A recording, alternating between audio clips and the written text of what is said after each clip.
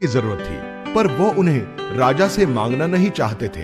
इसलिए वो उनका पड़ोसी जो एक अनाज का विक्रेता था उससे रुपए मांगने गए। किशोर, क्या तुम मुझे 100 सोने के सिक्के दे सकते हो? मैं 1 ही महीने में उन्हें वापस कर दूंगा। जरूर रामन, ये लीजिए 100 सोने के सिक्के। पर याद रखिए, आपको 50 सोने के सिक्के सूद के रूप में देने होंगे। अगर 1 महीने में आप सोने के सिक्के वापस नहीं करेंगे तो आपको अपने घोड़े को बेचना होगा और घोड़े की बिक्री करके जो भी रकम प्राप्त होगी उसे मुझे देना होगा। जरूर, जैसा तुम चाहते हो किशोर। 1 महीने के बाद रामन सूद के साथ रुपये वापस नहीं कर सके। किशोर रामन के घर गया। आप रकम वापस नहीं कर पाए। अब आपको घोड़े की बिक्री करनी होगी।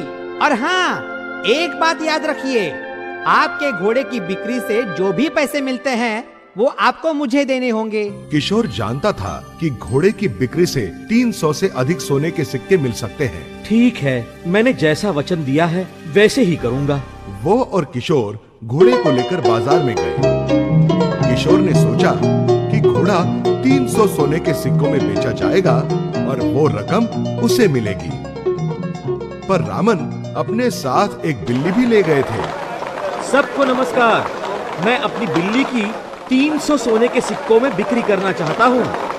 जो व्यक्ति इस बिल्ली को खरीदेगा उसे यह खूबसूरत घोड़ा सिर्फ 1 ही सोने के सिक्के में मिलेगा। एक आदमी ने 300 सोने के सिक्के तथा एक और सोने का सिक्का दिया। वो बिल्ली और घोड़े को खरीद कर अपने साथ ले गया। किशोर, ये लो सोने का एक सिक्का। ये कैसे हो सकता है? मैंने तो आपको 100 सोने के सिक्के 50 सोने के सिक्कों के सूद पर दिए थे। आप तो मुझे 1 ही सोने का सिक्का दे रहे हो। पर तुमने तो कहा था कि मुझे तुम्हें घोड़े की बिक्री की रकम देनी पड़ेगी। तुमने खुद देखा कि मैंने घोड़े को 1 सोने के सिक्के के बदले बेच दिया। रामन की चाल किशोर की समझ में आ गई। उसने गिड़गिड़ाते हुए कहा, रामन जी, कम से कम मुझे मेरे 100 सोने के सिक्के तो दीजिए। नहीं, अब नहीं। हमारा समझौता तुम्हें मानना होगा, नहीं तो मैं राजा से शिकायत करूंगा। किशोर जानता था कि राजा रामन की बात ही मानेंगे, इसलिए उसने 1 सोने का सिक्का लिया और चला गया।